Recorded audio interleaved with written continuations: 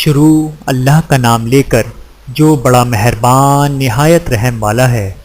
جو چیز آسمانوں میں ہے اور جو چیز زمین میں ہے سب اللہ کی تسبیح کرتی ہے، اسی کی سچی بادشاہی ہے اور اسی کی تعریف ہے، اور وہ ہر چیز پر قادر ہے۔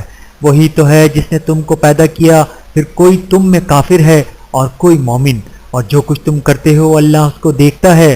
اسی نے آسمانوں اور زمین کو حکمت سے پیدا کیا، اور اسی نے تمہاری صورتیں بنائیں اور صورتیں بھی اچھی بنائیں، اور اسی کی طرف تمہیں لوٹ کر جانا ہے۔ جو کچھ آسمانوں اور زمین میں ہے وہ سب جانتا ہے، اور جو کچھ تم چھپا کر کرتے ہو اور جو کھلم کھلا کرتے ہو اس سے بھی آگاہ ہے۔ اور اللہ دلوں کے بھیدوں تک سے واقف ہے۔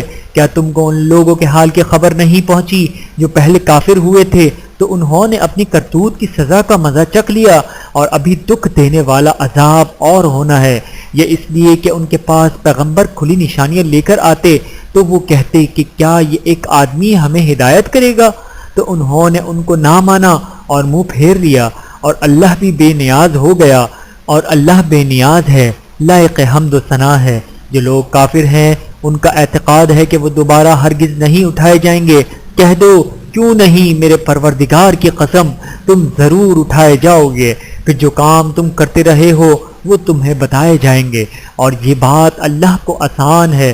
تو اللہ پر اور اس کے رسول صلی اللہ علیہ وآلہ وسلم پر اور اس نور یعنی قرآن پر جو ہم نے نازل فرمایا ہے ایمان لاؤ، اور اللہ تمہارے سب اعمال سے خبردار ہے۔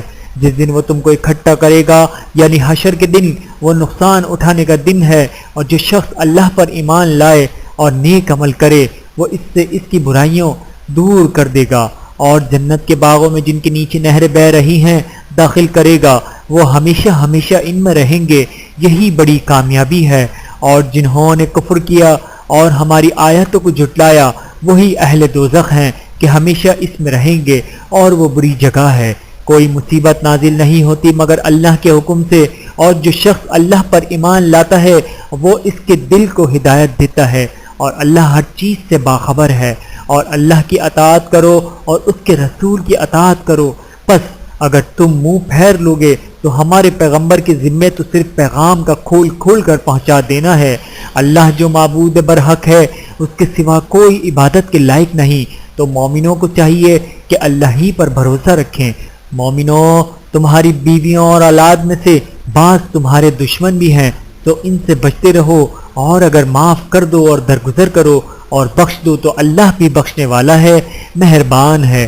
تمہارا مال اور تمہاری اولاد تو آزمائش ہے، اور اللہ کے ہاں بڑا اجر ہے۔